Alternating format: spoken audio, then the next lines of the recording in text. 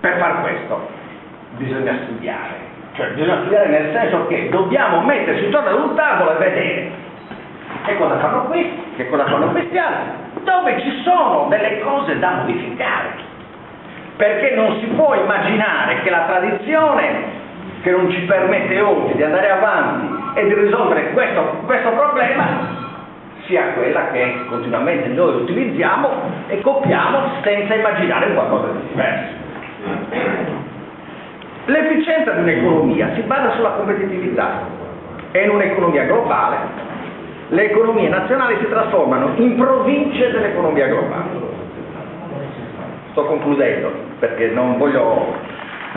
L'obiettivo è la creazione di lavoro con varie modalità attraverso la creazione di capitale proprio e la riconquista della risorsa fondamentale che è il territorio, cioè la terra, più la capacità di coniugare tradizione e innovazione. Il territorio, non importa la dimensione, diventa elemento sostanziale delle tematiche dell'impresa, ne rappresenta l'ambiente esterno, con il quale può e deve condividere la comunicazione. Quando esistono tali presupposti, il territorio presenta le diverse specifiche per decollare. In questo momento il territorio in Sardegna non comunica con l'esterno, non comunica col mercato, ma non comunica con le stesse persone, con gli stessi elementi che vivono all'interno del territorio. Questo è un fatto che noi ogni giorno viviamo. Quando io vado per esempio nel territorio che una volta era il granaio dei Romani, cioè il territorio del Ducato di Mandas, mi ritrovo di fronte a un sacco di persone che parlano di agricoltura in termini negativi o in termini di non sappiamo che cosa fare. Ma se una volta questo territorio era il granaio dei Romani, perché oggi non riesce a produrre? Però se noi potessimo organizzarci, riusciremo nuovamente a produrre il grano duro in zona con un abbassamento dei costi e una massimizzazione del ricavo. Perché questo si può fare. Se una volta si produceva in un certo modo, studiamoci, facciamo una ricerca, vediamo come si può ottenere e andiamo sul mercato con quello che è un prezzo competitivo. Oppure trasformiamo il grano duro che produciamo qua direttamente in loco, direttamente per l'economia locale. Se noi riusciamo a riprendere, c'è un'associazione della quale faccio parte, non ci dipende a c'è un'associazione a Cagliari della quale faccio parte, che è Riprendiamoci la Sardegna, nella quale associazione spesso e volentieri si parla di questi temi. Per esempio, per quanto riguardava l'archeologia di cui parlava Mario, i due mari prima, per esempio si parla molto di archeologia sarda, vengono invitati gli archeologi che ci sono in Sardegna e con tali archeologi molte volte si gioca a cazzotti verbali perché questi esprimono delle tesi, per esempio ci sono tesi fuori dal mondo e gli vengono contestate queste tesi. Altrettanto si fa per l'economia, mi è capitato spesso e volentieri di parlare di situazioni specifiche e ho detto sì, ma è inutile che noi andiamo a vedere su gonnotto delle cose. Su gonnotto era valido fino a un certo punto. Oggi che c'è una società in trasformazione, una società dinamica, dobbiamo andare a vedere quali sono gli elementi di questa società dinamica che dobbiamo risolvere, cioè che dobbiamo capire prima di risolvere, in modo tale che quella certa produzione, se non è fatta per l'esportazione, venga fatta almeno per il mercato locale. Una delle cose che normalmente non ci rendiamo conto è che noi ci siamo messi in testa il discorso. Tutte le aziende, tutte le imprese, quando nascono, devono nascere per ingrandirsi e per esportare. Ma chi l'ha detto?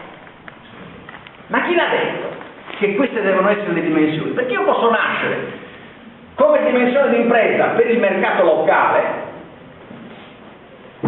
e quindi rivolgermi al mercato locale, che deve essere il mio mercato di referenza, e poi eventualmente posso immaginare di trattare con altri mercati, ma per far questo devo crescere e non posso fare il passo più lungo della gamba. Oppure, ancora, ci sono imprese che nascono per l'esportazione, solo per l'esportazione. È chiaro che devono fare un altro tipo di discorso, devono fare un altro tipo di struttura. Cioè, Qua in Sardegna purtroppo siamo stati condizionati a fare le cose in maniera irregolare. Io utilizzo questo termine per dire che le imprese non sono né l'uno né nell'altro. Perché? Perché non soggiacciono alle forze del mercato, ma soggiacciono alle leggi che vengono di tanto in tanto emesse dalla regione, dallo Stato, eccetera, eccetera, per cui un anno, ne parlavate voi, o ne parlava forse Carlo, Sabingia viene messa e si danno i soldi per mettere Sabingia, il prossimo anno si danno i soldi per togliere Sabingia e vengono spesi soprattutto dei soldi pubblici che sono di tutti quanti noi, cioè vengono utilizzati i soldi pubblici per fare delle operazioni che sono senza senso dal punto di vista dell'economia. Allora io voglio concludere. Il caso Sardegna ci fornisce ben altri dati, e cioè c'è uno sfruttamento del territorio di ricchezza esportata verso altri lidi, c'è sempre stato. C'è lo sfruttamento del territorio senza compensazione, vedere i costi di energia, gas e benzina. C'è un utilizzo del territorio e la mancata integrazione con produzioni locali. Invece, se noi dovessimo utilizzare un altro strumento, che è quello della pianificazione strategica, dovremo identificare un territorio e le potenzialità delle risorse umane e ambientali presenti. Nel caso della Sardegna dovremo, se volessimo fare una pianificazione strategica, vedere esattamente quali sono le particolarità di quel territorio, ma particolarità non solamente della terra, ma le particolarità di chi calpesta quella terra. Io dico le capacità e le potenzialità che vi sono in termini di persone, cosa che normalmente noi non facciamo.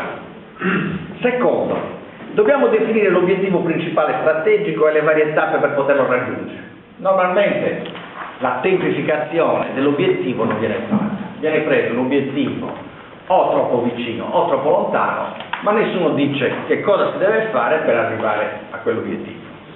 Terzo, determinare cosa produrre, come produrre e organizzare localmente la crescita. Conoscenza allargata, cultura ampia, riscoperta dei valori, dell'animo sano, sono alcuni di questi elementi essenziali che sono da me definite come risorse immateriali. Non sono risorse materiali, sono risorse immateriali, ma sono risorse importantissime. Sono le risorse del fatto di appartenere a quella cultura che è la cultura sarda, di appartenere a quel popolo, a quella nazione che è la nazione sarda. Cosa che non sottolineiamo abbastanza. Finisco e vi do una conclusione che non ha niente a che fare con l'economia, ma che secondo me va bene in questo caso. Una conclusione per far pensare i sardi presenti, lo chiamano, e soprattutto per far capire come i sardi normalmente si dividono chiedendo all'altro chissà che cosa. Allora, se un uomo viene colpito da una freccia, questo è il caso, se un uomo viene colpito da una freccia avvelenata, ma non vuole che gli sia tolta, prima che lui sappia chi l'abbia lanciata, a quale casta appartenga, quale sia il suo nome, quale sia la sua famiglia, quale sia la sua statura, 100.000 cose che vengono chieste. Bene, costui certamente morirà prima di conoscere tutte queste cose. Ecco le nostre divisioni. Vogliamo sempre chiedere agli altri 100.000 cose, alle quali molto probabilmente non sa rispondere, e non ci mettiamo d'accordo se l'altro non ha risposto a tutto quanto questo che noi gli stiamo chiedendo. Questo è un pensiero di Buddha, una persona che, come si chiama, o un tizio del quale abbiamo sentito parlare. E la mia conclusione è questa: spero che questa da oggi in poi non sia più la fotografia dei sardi sui presenti. Grazie.